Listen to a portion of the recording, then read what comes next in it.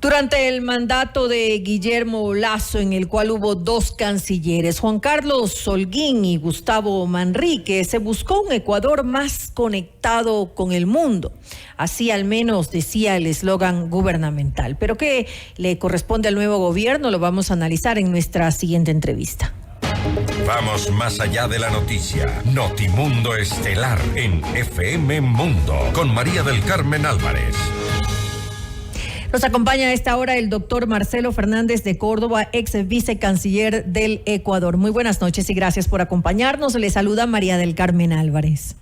Buenas noches, es un gusto para mí conversar con ustedes. Gracias, doctor, a usted por estar junto a nosotros. Bueno, pues serán muchos los desafíos de Daniel Noboa para su corto periodo presidencial y uno de ellos es justamente el manejo de la política exterior, doctor. Para comenzar, es fundamental el perfil de los nuevos diplomáticos. Y lo digo porque muchas veces hemos visto cómo el amigo del amigo del amigo termina siendo pues uno de los diplomáticos en el exterior, cuando en realidad lo que deberíamos tener son diplomáticos de carrera, gente que tenga un conocimiento, que tenga una preparación académica, altos niveles de profesionalización, y eso no lo hemos visto en muchas ocasiones. Bueno, así es, mire, en realidad hay que aplicar el viejo dicho zapatero a tus zapatos, porque es indispensable tener conocimiento no solamente teórico, sino inclusive práctico de lo que es la realidad diplomática, de lo que es la representación diplomática del país en el exterior. Lamentablemente, si esto se ha dejado muy de lado. Empezamos con la supresión de la Academia Diplomática, que lo hizo el expresidente Correa, pero que actualmente ha vuelto a funcionar. Ese es un buen síntoma que tendremos después de algunos años diplomáticos que ingresan a la carrera y se preparen a través de los años en la práctica diplomática. Es necesario que tengan conocimientos de la realidad, no solo de la realidad ecuatoriana, sino del mundo, un conocimiento exacto de lo que está aconteciendo, de lo que acontece más allá de nuestras fronteras. Y obviamente que todo esto va reflejado con un conocimiento de nuestra realidad y de nuestros intereses, que es fundamental. Es decir, saber qué el Ecuador piensa del mundo exterior, qué espera del mundo que más allá de nuestras fronteras, y qué puede obtener y cómo puede obtener esto. Esto indudablemente no solamente es una cuestión teórica, es una cuestión práctica de conocer todos los elementos alrededor de los cuales se mueve la diplomacia actual y el mundo en general actualmente. ¿Cómo debería ser la relación con las grandes potencias? Por ejemplo, con Estados Unidos, que específicamente para temas de seguridad puede convertirse en un aliado importantísimo para nuestro país. Bueno, mire, yo creo que uno de los principales problemas del nuevo presidente, el señor Daniel Noboa, es precisamente la lucha contra el narcotráfico y la lucha contra la corrupción. El tema del narcotráfico, sobre todo, trae consigo la inseguridad que vivimos en el país, porque está muy claro que las mafias internacionales de narcotráfico han hecho su sede en el Ecuador, no solamente para traficar, sino además de esto para asumir funciones dentro de la sociedad y del gobierno ecuatoriano en base de sobornos, en base de intimidación, etcétera. Yo creo que uno de los puntos fundamentales es indudablemente que están mezclados: lucha contra el narcotráfico, lucha contra la inseguridad, porque van de la mano las dos cosas. En esto, evidentemente, dentro de nuestras relaciones es un factor muy importante los Estados Unidos, porque es más grande consumidor de droga. Pero los carteles de droga no solamente están en Estados Unidos, están en México, están en Colombia, están en el Perú, ¿no? Es decir, ahora hay una gran movilidad en el campo internacional de este crimen organizado que hay que luchar y que precisamente tiene que robustecer el nuevo presidente para obtener a través de la lucha contra el narcotráfico, obtener seguridad interna en el país, que es uno de los temas fundamentales de los ecuatorianos que actualmente tienen recelo de salir a la calle porque pueden verse envueltos en situaciones muy lamentables, como de hecho hemos visto que los índices de delincuencia en el Ecuador se han disparado exponencialmente en los últimos tiempos. Entonces debería manejárselo a nivel regional, digamos, para de alguna manera hacer frente a esta problemática tan grave que tiene nuestro país actualmente, que es el tema del narcotráfico.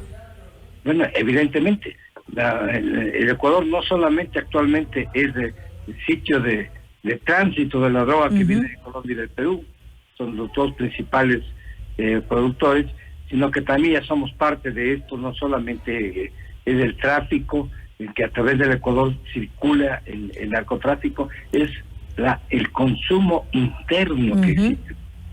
Que eso se ha agravado en los últimos años. Yo siempre he mencionado algo con lo cual el gobierno tiene que luchar abiertamente, el tema del narcotráfico que se da en las afueras de las escuelas y colegios y se contaminan a la juventud con la droga.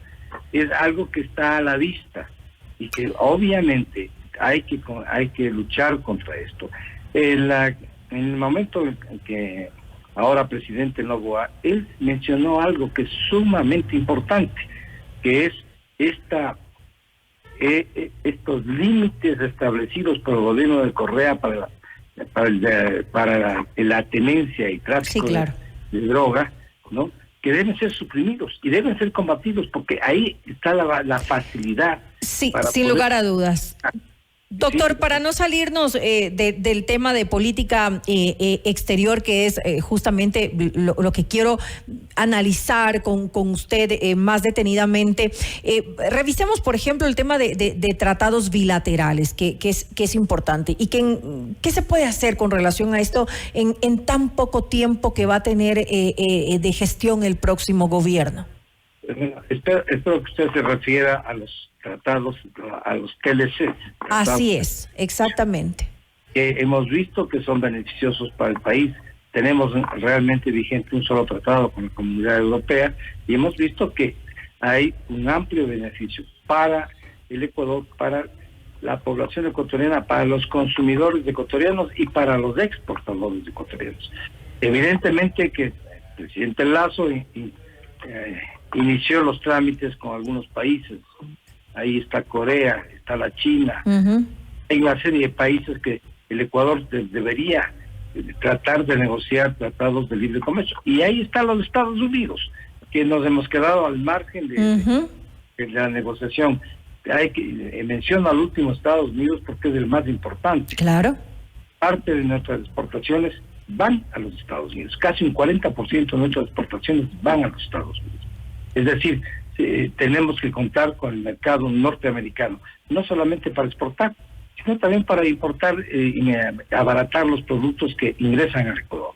Yo creo que sí se puede hacer, se puede iniciar negociaciones serias que puedan conducir al éxito de la celebración de un tratado de libre comercio en condiciones que sean favorables para el Ecuador, naturalmente. No es fácil, hay limitaciones. Hay limitaciones propias de cada país. Pero esto requiere un trabajo intenso, ordenado y bien dirigido y bien realizado. Algo debería entonces iniciarse en este corto gobierno que tiene Daniel Noboa. Evidentemente que algo, y eso va sobre todo en el campo de fomentar el comercio del Ecuador con otros países. No solamente es la importación, es la exportación de nuestros productos. El exportar es yo siempre he dicho algo en la comparación, el exportar productos ecuatorianos es la imprenta que nos da dólares. En todo tipo de negociación, pues el dólar es la moneda que se usa y en base a nuestras exportaciones hay el ingreso de dólares del Ecuador que permiten a su vez mover toda la maquinaria estatal, y particularmente también. Ahora, otro punto también a tomar en cuenta sería pues la situación de nuestros migrantes, que es de gran importancia y debería ser de alguna manera también revisado por Daniel Noboa. Bueno, en este tema hoy día hay una noticia que puede puede ser positiva. Uh-huh. Los Estados Unidos va a extender el sistema de reunificación familiar a los ecuatorianos. No se han dado detalles y condiciones de cómo se va a realizar esto, pero la reunificación familiar es uno de los derechos humanos que están contemplados en los instrumentos internacionales. El primer documento que ya se menciona como derecho de familia, es decir, de que la familia es una unidad y que la familia es el fundamento, el mejor valor de una nacionalidad y de un país, ¿no? Y que lo cual, por esta razón, hay que defender a la familia en todos los campos. Tenemos la Declaración Universal de Derechos Humanos y además tenemos los pactos sobre derechos humanos que esos son otros instrumentos también a nivel internacional. Entonces, en base a esto, Estados Unidos nos va a permitir que los ecuatorianos que están legalmente en Estados Unidos, de alguna manera, puedan pedir la reunificación. Es decir, que normalmente se entiende que se van a reunificar padres con hijos, hermanos también, es parte de... Inclusive con novias. Bueno, eso no lo vi en el documento que leí hace pocos minutos. En realidad era más familia directa. Lo que estaba leyendo eran padres, hermanos e hijos también, ¿no? De Estados Unidos hay esta posibilidad que es la más difícil, ¿no? Entonces hay que ver exactamente. Ahora, hay una serie de requisitos, eso sí, doctor. Estaba leyendo y dice y justamente decía que deben cumplir algunos requisitos. Se trata de un proceso humanitario y por lo tanto dice que se deben de demostrar razones humanitarias urgentes o un beneficio público significativo. Esto del beneficio público no me quedó muy claro en realidad, pero para de alguna manera que sea considerado. Bueno, evidentemente que la reunificación, al ser un derecho humano, la familia y la institución de la familia como tal, que son padres, hijos, nietos, que es la familia más cercana, ¿no? No se puede negar el derecho para que se reunifique la familia. En general, esto está un tanto derivado de las convenciones sobre refugiados, que de ahí viene un poco la orientación general. Pero evidentemente que es muy claro, el núcleo familiar hay que defenderlo y hay que protegerlo. Claro que hay requisitos. Uno de los requisitos, por ejemplo, que normalmente existe en el caso de los hijos, que estos no hayan cumplido 18 años. De edad. Es uno de los requisitos más o menos importantes.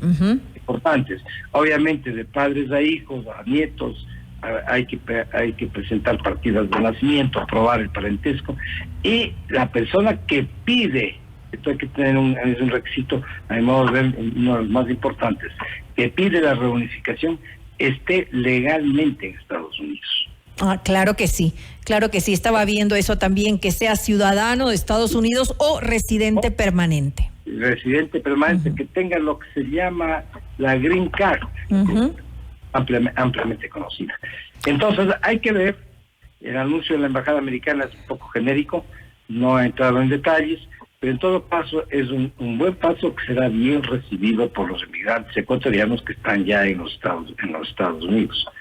Es un tema que debe preocupar al gobierno, que concluya esto satisfactoriamente y que sea beneficioso para los ecuatorianos que están allá y sus familias, porque es el concepto de familia el que hace posible que se pida la reunificación. Es el concepto de familia. Ahora, doctor, ya pues para finalizar esta entrevista me gustaría antes iniciar preguntándole también en torno a la gestión del próximo gobierno, ¿cuál debería ser la postura en situaciones de conflicto como las que vemos actualmente, ¿no? Como la guerra de Ucrania con Rusia o lo que sucede ahora, esta situación de conflicto también entre Israel y el grupo extremista Hamas? ¿Cómo debería pronunciarse el próximo gobierno ante este tipo de situaciones? Separemos un poco. El caso de Ucrania es sumamente claro. Uh-huh. El ataque ruso viola todas las normas del derecho internacional. No hay justificación del ataque ruso hacia Ucrania, que está causando destrozos a este país. Si usted ve fotografías, ve videos, ve la cantidad de destrozos, la cantidad de pérdidas humanas, uh-huh. Inclusive ya como se ha declarado una guerra generalizada, el número de combatientes que han muerto de lado y lado. Pero evidentemente que en esta situación ya hubo un pronunciamiento claro de condena a la agresión rusa por parte del Ecuador. Uh-huh. Eso ya está claro. Ahora nos vamos al caso de Israel. El caso de Israel es bastante complejo.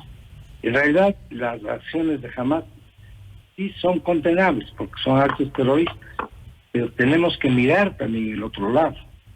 Esa es mi opinión. Hay que mirar el otro lado. ¿Qué ha pasado en el otro lado? En el otro lado hay más o menos 3.000 muertos hasta la fecha, y el día de ayer se produjo un misil que produjo 500 personas muertas. Bueno, todavía se discute de qué lado provino ese misil, ¿no? Todavía no está claro. A mi modo de ver, la situación de la franja de Gaza es prácticamente de una cárcel al aire libre, que eso está condenado por el derecho internacional y está considerado como un crimen uh-huh. de lesa humanidad el no permitir la libre movilidad de las personas que están en esta zona. Y esto unido con las medidas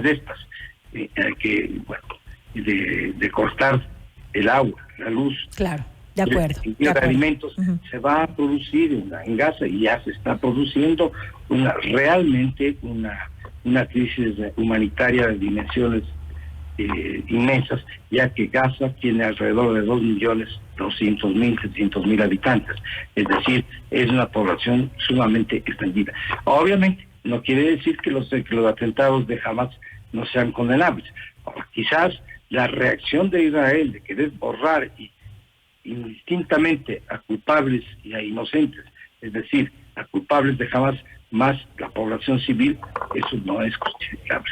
A mi modo de ver, eso no es justificable, y el Ecuador tendrá en determinado momento pronunciarse al respecto, posiblemente. Y no solamente frente a esto, sino cualquier otro conflicto que vaya a suceder a nivel internacional. ¿Siempre debemos tener una postura clara ante este tipo de situaciones? Evidentemente. Yo creo que la postura tiene que ser clara. Por ejemplo, en este caso, en el caso que estamos hablando, la Palestina, es decir, el régimen de Palestina, de los palestinos en Cisjordania, uh-huh. ha obtenido el reconocimiento de alrededor de 130 países. Lo de la franja de Gaza es diferente. Ahora bien, ¿qué es lo que ocurre este rato? El régimen de Cisjordania ha ratificado el tratado que creó la Corte Penal Internacional, entonces que califica cuáles son los crímenes de lesa humanidad. Yo creo que la Corte puede tomar medidas. Si bien es cierto que Israel no ha ratificado, pero a través de una inspección, diría, que el fiscal actúe, podría intervenir y dar una versión un tanto neutral de lo que está acontecimientos de lo que existe en la franja de Gaza, de lo que ha ocurrido en la franja de Gaza. Yo creo que por ahí, en algún momento, la Corte, de la cual el Ecuador es parte, ojo, uh-huh. somos parte, y aquí tengo que decirle que para mí fue muy honroso firmar el tratado que creó la Corte Internacional de la Corte Penal Internacional en la ciudad de Roma, cuando se firmó el tratado en representación del Ecuador, lo firmé yo. Entonces, yo por ahí pienso que el Ecuador podría buscar que se evite realmente prácticamente un genocidio. A eso podría llegarse, ¿no? Claro que sí. En la vía de Gaza, porque no se puede. La reacción de Israel tendría que ser más o menos proporcional al ataque, pero una reacción que dice Israel que va a borrar de la tierra todos los habitantes de Gaza, porque obviamente yo creo que se trata, por ejemplo, la falta de agua potable, para poner un ejemplo. Están bebiendo en la zona pues agua de desechos o agua salada, que eso es totalmente improcedente para la salud humana. Sí, entonces, hay que mirar eso en algún momento. Es que esto llegara a la Asamblea General de Naciones Unidas, porque ya el día de hoy se quiso plantear en el Consejo de Seguridad y hubo el veto de los Estados Unidos. Entonces, el Consejo de Seguridad está bloqueado. Podría ser la Asamblea General que tome alguna medida, claro que no son obligatorias, pero una condena podría ser interesante para evitar que realmente se cometan delitos de lesa humanidad de lado y lado. Que ya de por sí se están cometiendo, ¿no? Es terrible que estén los civiles sufriendo por este tipo de situación que se presenta entre Israel y este grupo extremista Hamas.